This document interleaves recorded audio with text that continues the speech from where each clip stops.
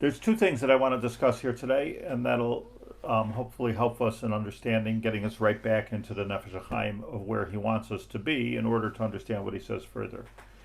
And that is that Ratzon is expressed in two ways. Ratzon, we all know what the word means. Ratzon is expressed in two ways, in two places. One is the Ratzon Hashem, and one is our Ratzon, Ratzon Ha'adam. And of course, the Pirkei Avos says, "Let's say Ratzoncha kirtzonai, Kedei Shetia Ratzonai kirtzoncha." In other words, you have to be ma'ached our Ratzon with the Ratzon Hashem. Easier said than done. What does it mean? What's his Ratzon? What's our Ratzon? So let me say this: the way it works in the Arizal and even in the Zohar is that the earliest that we can go back in understanding the creation of the world is called, just read you the lashon of the Zohar here, it's called the Ratzon HaPashut.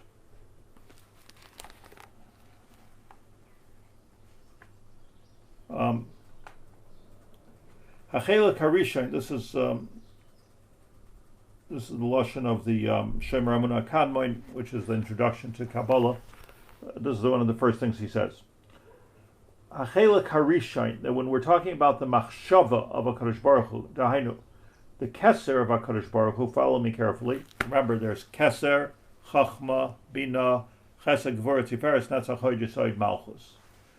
Machshava, soif masev, and machshava tchila. Everything ends off with the maisa, which is malchus, but it starts with the machshava, which is the first part of the keser. Keser, chachma, bina. And machshava itself starts with Ratzon. And the lashon is Kehillat Shivtei, where you want to know where this whole thing starts, meaning the world. Hu etzem ritzonai hapashut. That's a big Kabbalistic term, important to understand. Ritzonai hapashut. Shel habayre yisparach shmai livroi es ha'olam. Hu shlav koidem la'etzem ha'machshava.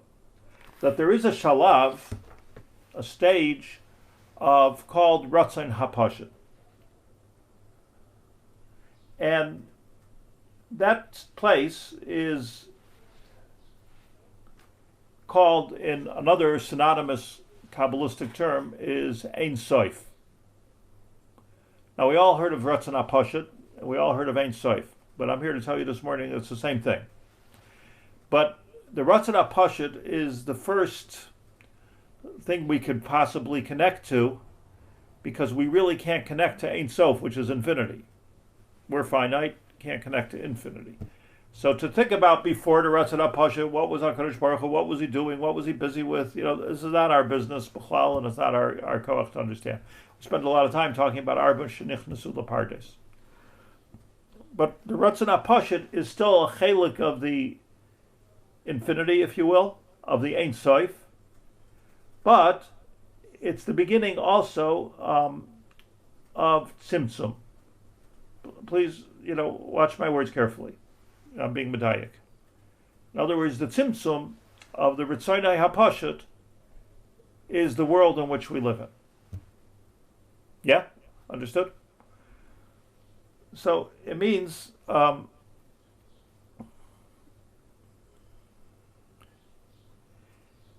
all we know about HaKadosh Baruch Hu himself is that he wanted to create a world. That's his Ratzon. We don't know anything else. We don't know what he looks like. We don't know who he is, what he is. Even Moshe Rabbeinu didn't know. Hareini nas kvoitcha, hareini nas panecha. No, you can't. This is beyond. It's already in the Ein Sof. Ein Sof means lo bishvilanu. But his Ratzon you can see in the Torah, which is where the Nefesh Hachaim is coming from. So you need to be mistabik in the Torah, and that's being mistabik in the Ratzon, because the Ratzon is one with HaKadosh Baruch Hu. So let me share something with you here, which I think is very illustrative of what we're talking about. The Gemara says, well known, the Gemara says, Ba'asara ma'amaris nivra ha'elam. Yeah? The world was created with 10 ma'amaris, it says in Pirkei Avos. Asara ma'amaris nivra ha'elam. that's makbil to the 10 doros and even to the Aseres Hadibros. Everything the Eser starts with the Eser. So what does it mean? It means you open up the first chapter of Bereshis, and you'll see Vayober, Vayober, Vayober, Vayober Hashem Yehi Or, Vayober Hashem Yehi Rakia, Vayober, Vayober, Vayober. Those are the Aser Mabaris, all the Mabaris. Vayomer, Vayomer is Lashon Maimer. 10 utterances HaKadosh Baruch Hu created the world. Break the Gemara on this Mishnah. It's really in the Mishnah itself. In the Mishnah itself, Hane Asara Tisha Hava. Hold on a second. Let's count. And in fact, it doesn't say Vayomer 10 times. It says Vayomer 9 times. Vayomer Hashem, Vayomer Lakim Yehi Or. So where's the 10? Why does it say Asara when there's only 9? So says the Gemara that Bereshis Namin Maimerhu.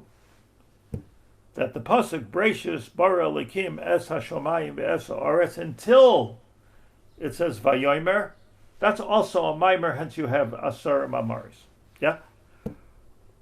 So the obvious question is, if it's a maimer, why doesn't the Torah start not with the word Bereshis bara Elikim es hashomayim ve'es haaretz, but Vayomer Hashem b'Bereshis? Hashem made the world. Etc. If it's a mimer, call it a mimer. If it's not a mimer, it's not a mimer. So what do we say? It's Asar Babaris, but there's only 9 and Bereshis is a mimer. Well, it's not a mimer. It's not a vayomer. That's the kasha. So maybe everybody's heard or thought of a lot of answers to this, but let me tell you what the Balatanya says in Likutei Amar in Perek Chaf Aleph. And he gives the following introduction to this, which is, I think, very germane to what we're talking about. He says, Midas HaKadosh Baruch Hu like Midas Basar V'Dam. What needs to be understood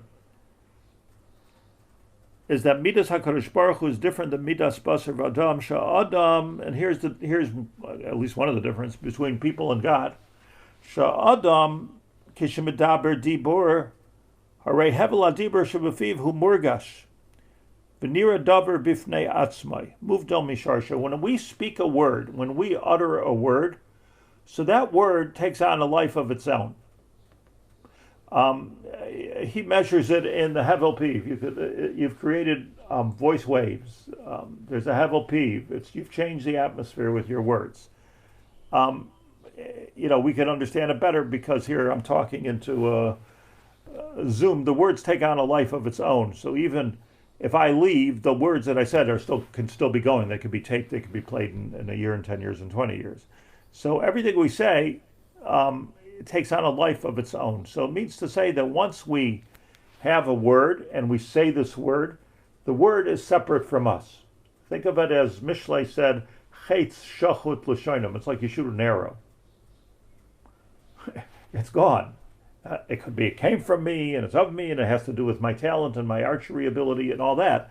But you shot the arrow. I shot an arrow into the air. Where it lands, I do not where. I shot the arrow. Chetz shachut l'shonim. So it is with words. That's what Shlomo Melech said. So it comes out that our words are separate than us. On the other hand, when it comes to HaKadosh Baruch Hu, Aval HaKadosh Baruch Hu, says the Tanya, Ein diburei muvdal mimenu yisparach chas v'shalom. His dibur and him are all one thing. Very deep. Important point.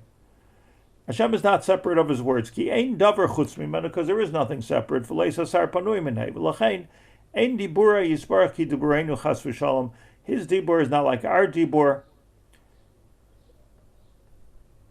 V'nikra dibur yisparach b'shem dibur. So the truth is, he says, it really, when Hashem speaks, it really shouldn't be called dibur at all. Rak al derech mashal, k'moisha dibur atachton sheba'adam hu megala l'shoymim masho yitzafun v'nelam b'machshavtoi kach lamala be'ein soif brichu yitzias ha'or v'achias mimenu yisbarach me'ahelam el agiloi livrei oilamais lachyoisam nikra b'shem dibur. Okay, let me just explain. Yesodistic of things. Rabbi Yaakov Pinsky, are you there or just your chandelier? I don't see.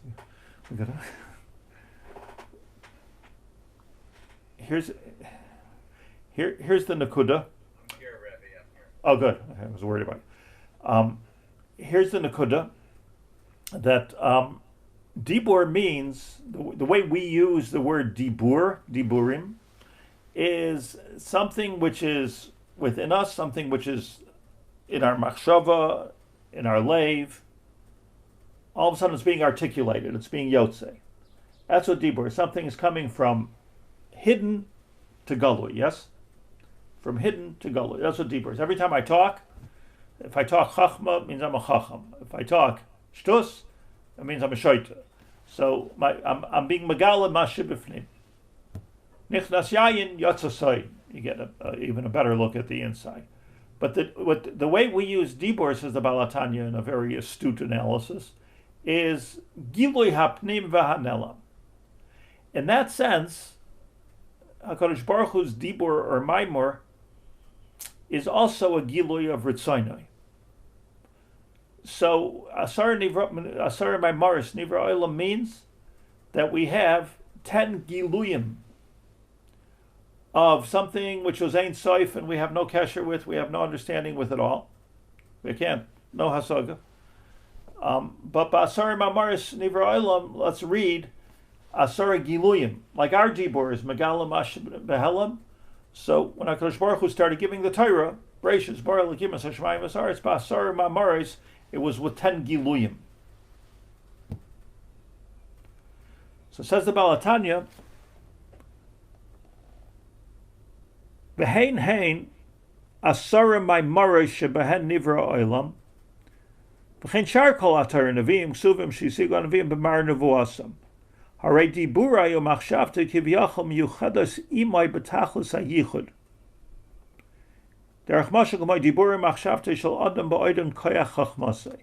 so the only difference is that when once we're megalo something through our dibur, so the dibur has a life of its own. But when HaKadosh Baruch Hu's megalo dibur b'asar mamaris nivra olam, it never goes away. That in other words, it never separates from HaKadosh Baruch Hu. It's not something which becomes so his dibur is gufa his ratzon vilachein. And here's what's important about this. Says the Baal HaTanya, wunderbar, that the last 9 mamaris, shenivra ha'elam, are things that we can possibly touch and feel and begin to understand. Yihi ar, yichoshech.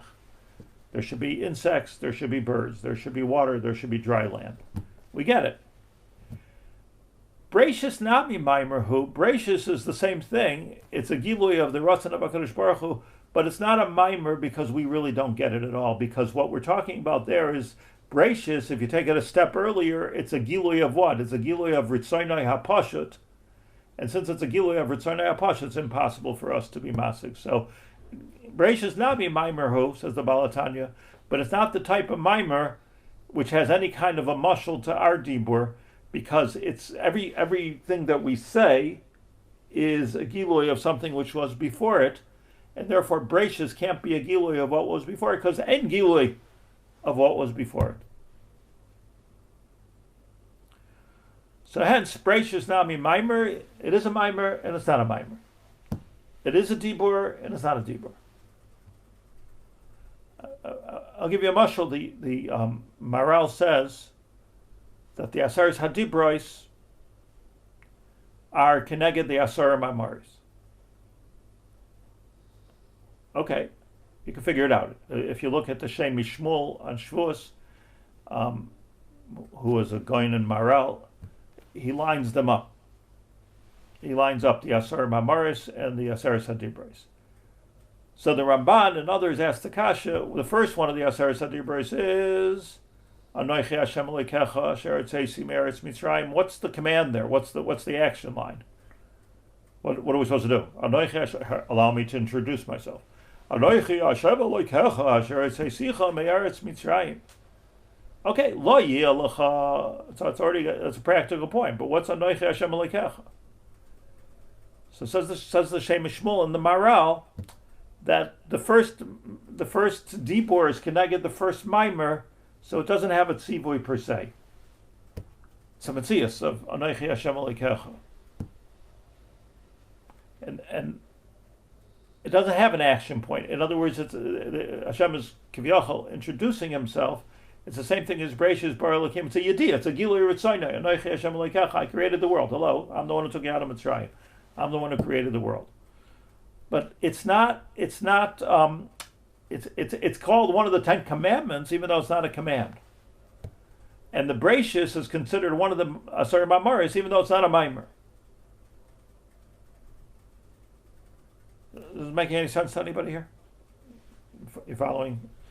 So says the Baal HaTanya wonderfully that the reason it's not called a Maimer because you can't be Megala, the Ein Sof. He says something Agav very beautiful in Perek Chaf Aleph. He says that people think, as the Baal HaTanya says, people think that the Iker Ness, if you will, of the world is Yesh Me'ayin.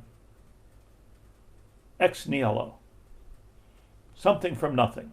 Taka, like all the chemists and all the biologists and everything. They could explain that people came from apes or wherever they came from, but they can't. How do you get to the first?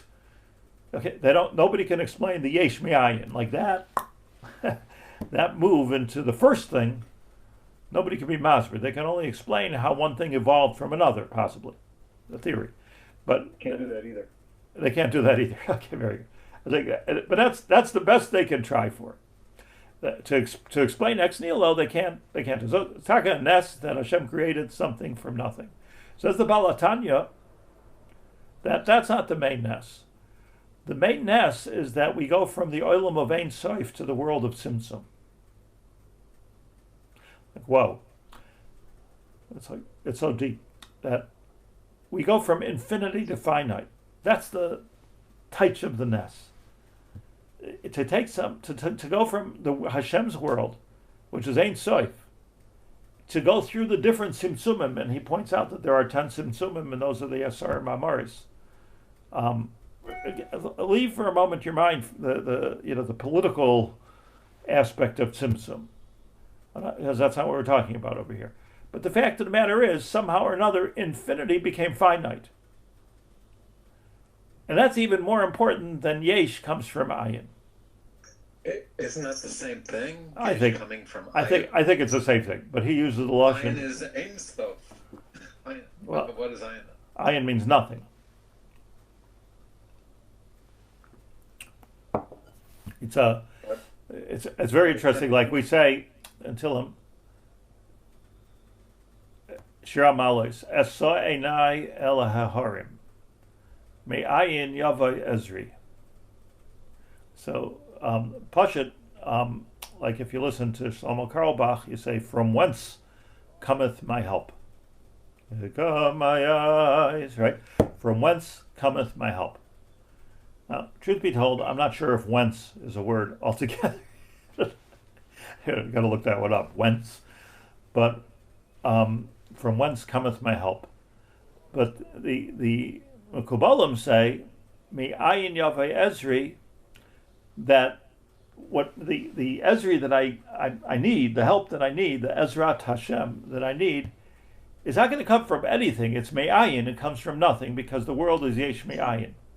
So change the translation of ayin from whence, me'ayin tavai. Ula ayin telech. Not from where, but a different word from nothing.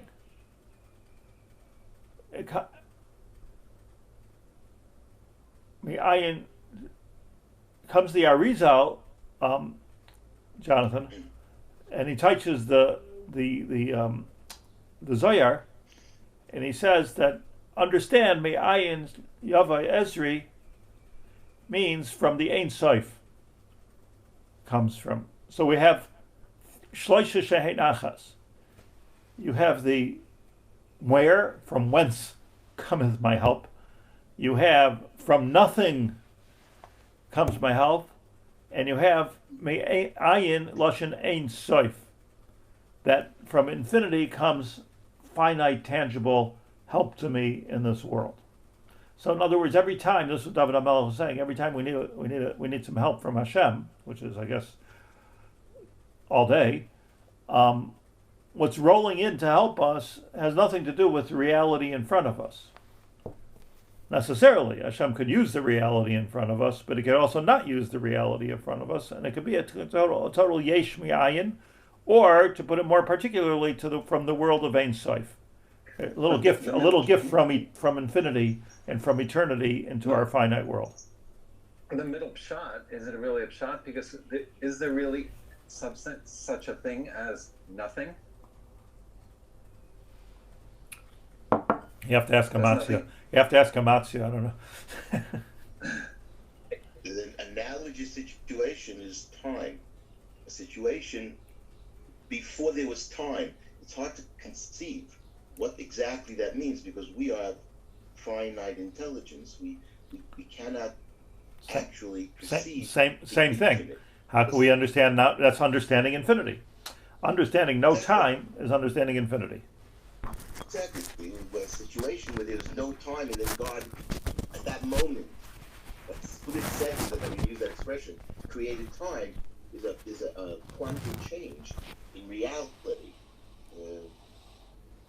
But my point was, there's no such thing as nothing. In your world and in my world, there's no such thing. There's no such thing as nothing. I don't know what nothing means. I don't know what nothing means, but a nothing is a loss. Say that there's no place without Him. Don't we say that? I'm getting the phrase wrong. Leis hasar panui minei. Yeah, that one. Thank you. Yeah, nothing. I don't. I'm not a philosopher, but perhaps that the halal of the tzimtzum is the nothing, and that was already the Ein Sof isn't nothing. The Ein Sof is full with everything. But the halal was that, maybe the Baal HaTanya wants to say, the beginning of tzimtzum was the transition from Ein Sof, from infinity to finite. Finite could also be nothing. Nothing can't exist in infinity, but nothing could exist in the finite. Well, that's not what the Baal HaTanya is trying to say. That's what he is saying. That is clearly what he is saying. I just want to say this, that nothing is a lashon of no. Yeah, so like the Shiur word nothing is no. So sometimes the best we can do is to define things in the negative, meaning, well, it's not that, it's not this, it's not that, it's not this. The denominator of all those definitions is they're all unfathomable. So yes, from whence means we can't even masig it, and infinite we can't masig, and as Johnson points out, nothing is also something that we can't fathom. We don't understand what that means. So maybe that's that's miyached all of these different meanings. Okay, but just because we don't understand it doesn't mean it doesn't exist, right? I mean, that's the point here. It's beyond their understanding. But it doesn't mean that it doesn't exist. There is such a thing as infinity, right? So that's an akudah. So okay, so what do I want from all this? Why am I telling you all this? Yes, Jonathan. So when we first said that the Ein, there's the Ein Sof, and then there's the Ein. So is our answer to the Baal HaTanya is that what someone just said, that for him the Yesh Me'ayin, the Ayin is the Ayin of the Halal, which is different than the Ein Sof. I don't know. Good point. Could be. Well, he made the point. Yeah, good point. I'm just asking if that. Once you're in that place, I don't understand it, so I don't know. But what I was trying to say is nothing is no, meaning the most we can do usually is define things in the negative. That's the most we can do. So, what? 1 second here. Something just went wrong with my screen. 1 second, please. Okay. The place. Just to that's what the Baal HaTanya says, but then he goes on to say what's nogea l'didan. That halal, as you're calling it, or that the infinity, which I'm calling it, netzach. So Torah is netzach, right? Yisrael is netzach. Netzach Yisrael lo yishakir. Netzach means eternal. Eternal is the Same thing as infinity, except it's going on the other end, if you will. But the beginning of everything from the moment that we can understand it as the Keser, we can begin to grasp it a little bit, is Ratzon. That's what the Baal Tanya says. So Breishis bar Elokim as Hashemayim v'Sa'aretz nami maimerhu. What you do is you don't have a gilui of his machshava, and you have a gilui of his Ratzon. There is a Ratzon that he Breishis bar Elokim as Hashemayim v'Sa'aretz. He wanted to create the world. Simple. Ratzon. We understand what Hashem. What did you want? I wanted to create the world. Why? None of your business. What am I supposed to be doing here? Work on it and learn Torah. So when we're talking about the Ratzon Harishain or the Ratzon Ha'elyon, which is, as the Baal Tanya points out, Echad with HaKadosh Baruch Hu, because it's not like a Dibur, and Mamela can't be called a Mimer, because if we're understanding the first Breishis there, the first Mimer, then when we would be understanding him, and we can't understand him, the most we can know is that what came out of it, Yehar, that there should be light. So the Ratzon of HaKadosh Baruch Hu is the beginning of the Torah, but it's already at a point where we can't understand exactly what his Ratzon is. We can't go past that. So that's called, I'm going back to Kabbalistic language, that little piece, the Truma of the Meiser min ha-Meiser, So that little piece in the corner there, if you have the Keser, right, you have Keser, Chachma, Bina. The beginning of Chachma is Machshava, that's in the Keser. And then the beginning of Machshava is Ratzon. So that's a piece that we know it's there, Nami Maimerhu, but we can't relate to it except for to know what his Ratzon is, because relating to it would be relating to him and Hashem himself, which is impossible. So the most we could do, or in the Lashon of Chazal, Kol Oisiyos Shel HaTorah Shemois Heim.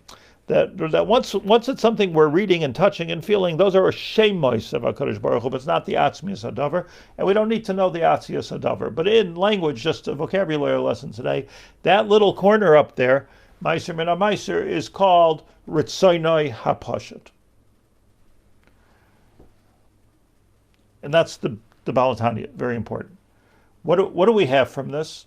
What we have here is that let's bring it down to who we are and what we are. So we're also Eser Spheres, just like Hashem is Eser Spheres. That's the essence of being created in Tselem Elokim. We also have Eser Spheros, and we also have Chesed and Gevura and Tiferes and Netzach and Hoid and Yesod and Malchus, and we even have Keser, which is our Machshava, Chachma, Bina, Das. But the whole thing is driven. Like if you look down on your computer, it might say driven by Intel, Lahavdil. The whole thing is driven by one tiny piece, one tiny little chip called the Ratzon chip. And that Ratzon chip is really Kovea every decision that we make and everything that we are going to become and everything that we're going to do. And if your original Ratzon is right, then cybernetically we will get back to the right place, like a guided missile.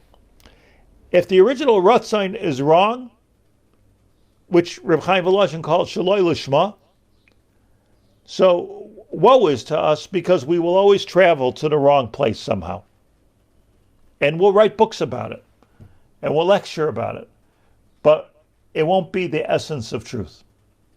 It won't, because the Ratzon, the original Ratzon, is not the right Ratzon. It's interesting. Like if you just as a mashal, I'm saying, but if you have like people say, talk about marketing, a lot, which is a subject that interests me. So if you talk about marketing, it's okay. Like people really want to have a cool looking gadget, or they really want to have like access, or maybe in other words, like if Steve Jobs is inventing something, what is he needs to get al derech mashal to the Ratzon Harishon, if you will, Nebuch, of a person. And what do you want? You want instant, you want control, these are really the things that, that are driving, most marketing. So if you talk about like why do I want this car? So I want this car. I have to tell you a Gavaldik Gemaisa. I just have to tell you this story, and it's very illustrative. But when our great Rebbe Rav Scheinberg, Zecher Tzadik Livracha, he came to Australia as my guest. I was living in Australia, and people were all over the place trying to be mechabed him. Baruch Hashem, it was a very beautiful, beautiful thing. There was a couple hundred people at the airport when he came, etc. So there's one fellow who was a wonderful guy, tzaddik of a guy who was very, very wealthy. And he said, I'd like to pick the Rosh Yeshiva up. I'd like him to come in my car because I have a Rolls Royce. And it's from a certain year, I don't remember. Rolls Royce doesn't go, you want the latest model, you want the best model. So he says, Chubad, that the Rosh Yeshiva should be picked up in his Rolls Royce. So, okay, sounds good to me. Sounds better than a Chevy, or... So the guy picks up the Rosh Yeshiva in the Rolls Royce. I too went in the Rolls Royce, and it was a kind of a funny situation, because I don't think that the Rosh Yeshiva was gorish at all.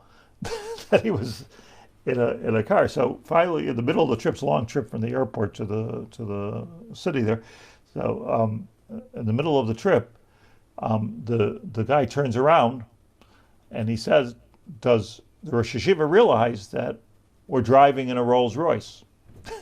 So the Rosh Yeshiva looks up out of his sefer, and he didn't even say anything. You would think, by the way, when you come from another country and there's a couple hundred people at the airport and everybody's singing and you get into a Rolls Royce, you would think you would say something. He didn't say. He just opened up a sefer and he was learning.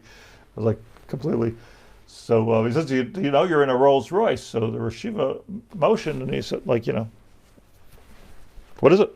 What's the...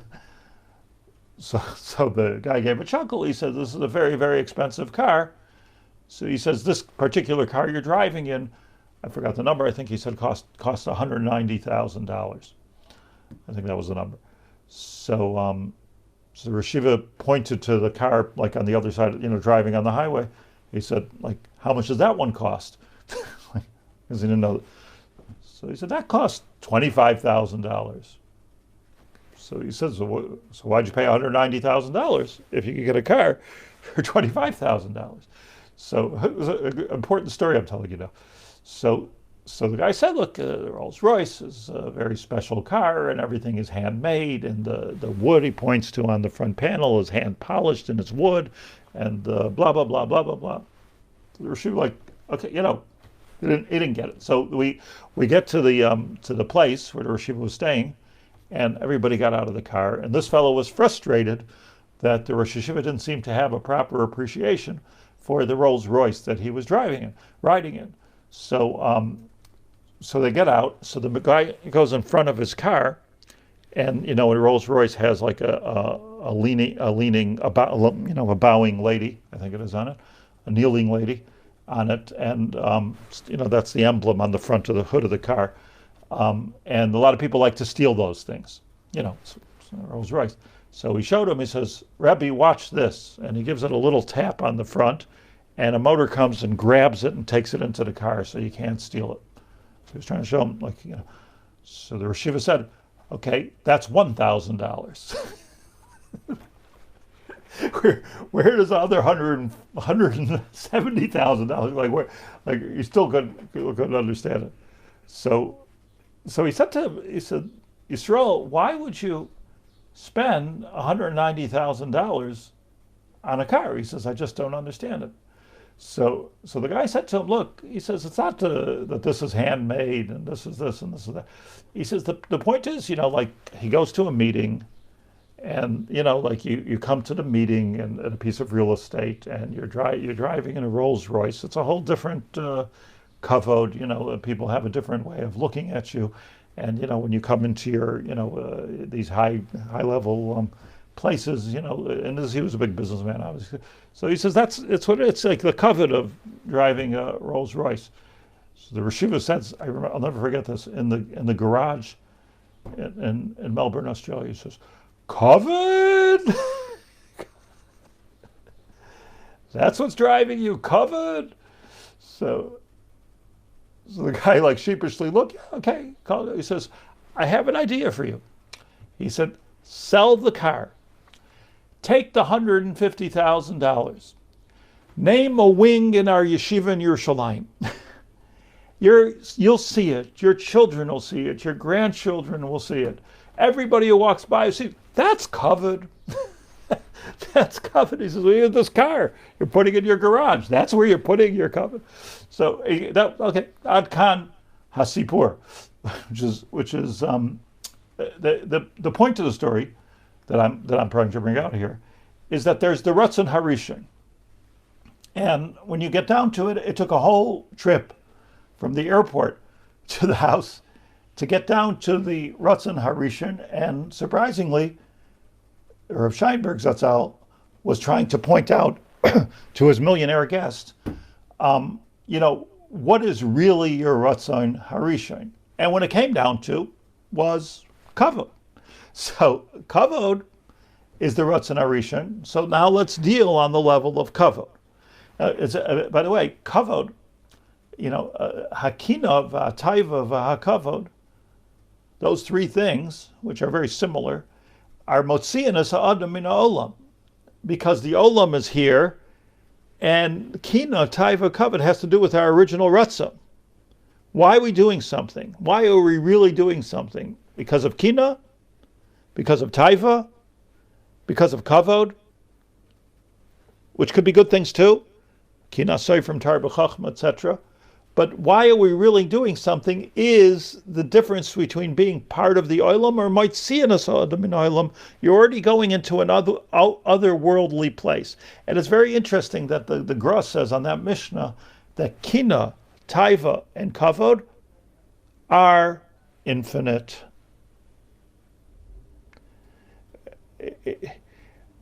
There's no end to what a person will do out of kina. And there's no end to what a person will do out of taiva. And no matter how much kavod you have, and we see it with some of these world leaders, like it's unbelievable the amount of kavod they have. Like you didn't know so much kavod was invented. But if somebody is mevazah their kavod just to drop, whoa, there's a war with some of them. Don't want to mention any names. So kina. No, it's very interesting. What the pshat and kina, taiva, kavod, the difference between those three things that Chazal point out over every other thing in the world is those are the drivers. Those are the drivers of everything that we do. So if we have 2 more minutes, let me just read what we read last time, just with this understanding.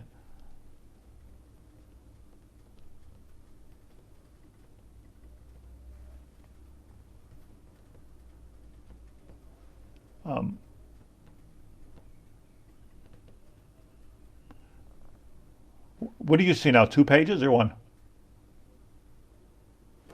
1. Okay, I'm confused with my screen, but it starts with kavod anava. So pasuk Bey says the Gra, Kol darchei ish zach be'enav, says the Gra, Kol darchei ha'adam, Kol darchei adam nimshachin acher haratzain harishain. Everything that we do ever always emanates from the Ratzon Harishon. U'kamoisha oila al ruchai b'Ratzon Harishon. Now, let me just teach something else, that ruach is the same as Ratzon, which is very interesting. Kamoisha oila al ruchai b'Ratzon Harishon. Va'Ratzon ba min haruach kamoisha pirashti. V'zehu kol darchei ish heim zachin v'yesharim be'einav. This is unbelievable. If your Ratzon is good, says the Gra, kol darchei ish heim zachin v'yesharim be'einav afsha oiseb avel. Even if you're doing something wrong, it's good. Humare panim sheholech b'derech hayasher. Ach However, b'toichein ruchos Hashem. That's the pasuk. However, hu yodeya, Hashem knows, im lo'haisa beruchai remia. Only God knows what that original ruach, what the driver is. We could be so camouflaged by it. It could be so hidden within us, because the Ratzon is the hidden part. Just like it's the hidden part by God, it's the hidden part by us. And it's so hard to get in touch with what my Ratzon Arishan is. So only God will be able to come and tell you, whoa. Everything, it reminds me like of Rabbi Yochanan ben Zakkai before he died.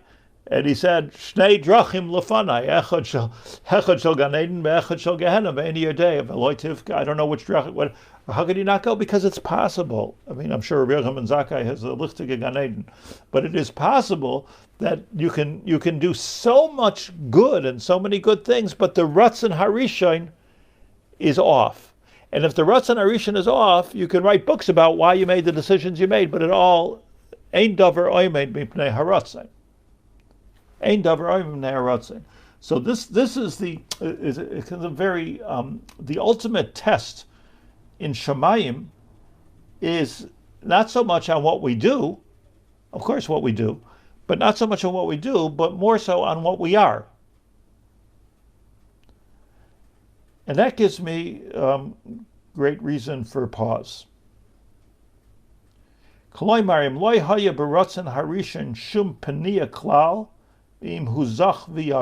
The check is that were you being driven by kina, taiva, kavod, or was it lishma? Why is it so important? It's so important because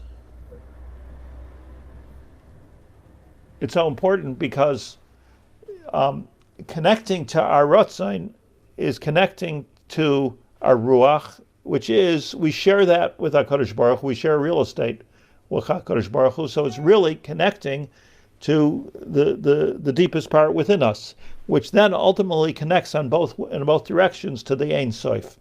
Ein Sof meaning HaKadosh Baruch Hu, so that's our connection point. So what we do is, of course, very important. I'm not minimizing what we do.